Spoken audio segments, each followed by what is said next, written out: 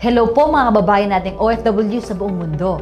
Ako po si Deputy Administrator Mocha Uson at ito ang OWA Programs and Services Video 101. Naks! DA Mocha in the house! Ayos ka nga.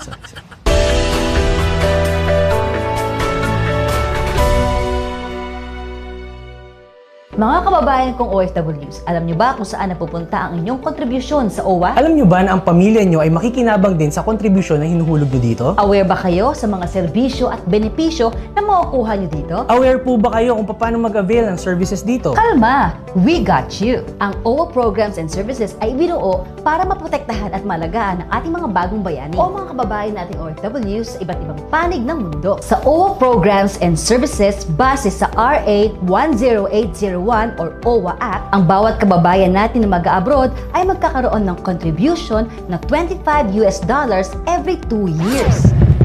Excuse me.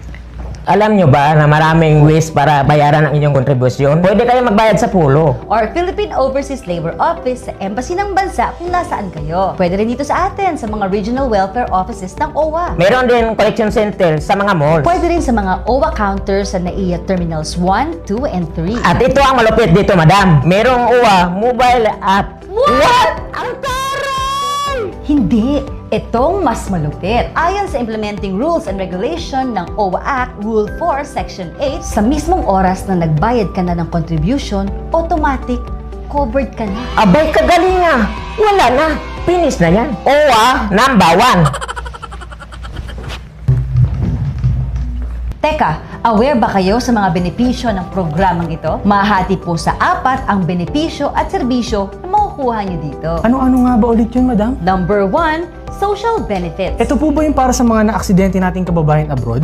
Tama. Sakop din nito ang mga kababayan nating binawi ng buhay hanggang sa kanilang pagpapalibing o kahit sa kanilang pagpapa-ospital dahil sa isang malubhang karamdaman. Sakop din po ba dito kapag nagka-problema sila sa isang kalamidad? Oo, may makukuha silang cash benefit kapag sila ay nawalan ng trabaho dahil sa kalamidad o di kaya sa isang economic o political crisis sa bansa na kinabibilangan nila.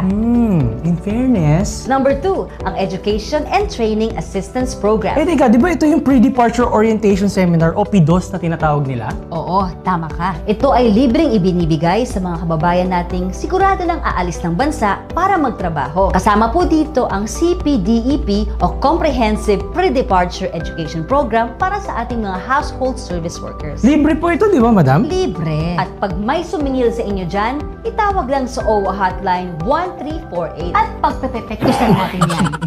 At ito pa, kasama dito ang Seafarers Upgrading Program para sa ating mga marino. At idagdag mo pa ang Education for Development Scholarship Program at OFW Dependent Scholarship Program. Yan po ba yung para sa mga anak at kapatid ng mga kababayan nating OFW? Kung married ang OFW, covered ang anak nilang single. Kung single ang OFW, covered ang kanilang kapatid na single.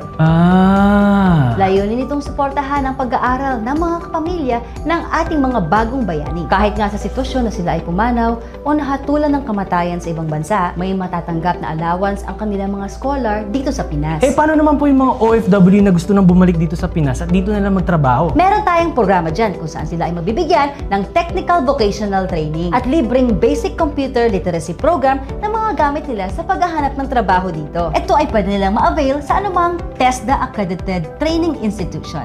Taray! Number 3, Workers Welfare Assistance Program. Anong meron dyan, madam? Ito ay para makasiguro ang ating pamalaan na ligtas at nasa maayos na kalagayan ang ating mga kababayan sa amang panig ng mundo. Nagbibigay tayo ng iba't ibang libreng serbisyo mula sa psychosocial counseling hanggang sa conciliation between employers hanggang sa airport assistance ng ating mga OFWs. Hindi rin syempre nakakalimutan ng ating gobyerno ang mga naiwang pamilya ng ating mga kababayang OFWs. Sila po ay makakalapit sa ahensya sa anumang katanungan na meron sila patungkol sa kanilang kapamilya. Magaling.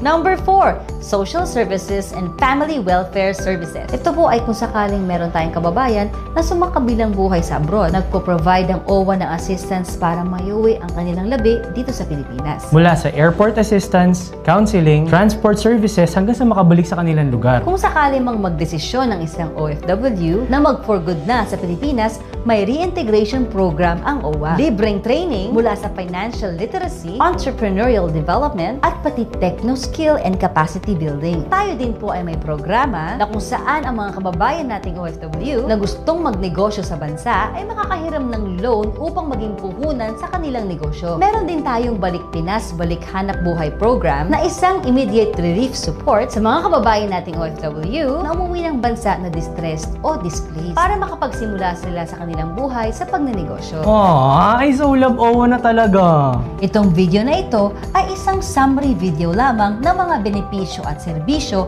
na makukuha ng ating OFWs sa pagiging miyembro ng OWA. Para sa anumang katanungan, huwag mag-atubiling tumawag sa hotline 1348. Or mag-email sa owacares@owa.gov.ph. For more updates sa mga kaganapan sa OWA, please like our official social media pages. Muli, ako po si D.A. Mocha Urson. Aris Olea po. Parati po tayong mag-iingat dyan sa abroad. Mabuhay ang ating mga OFW. Mabuhay ang ating mga bagong bayani.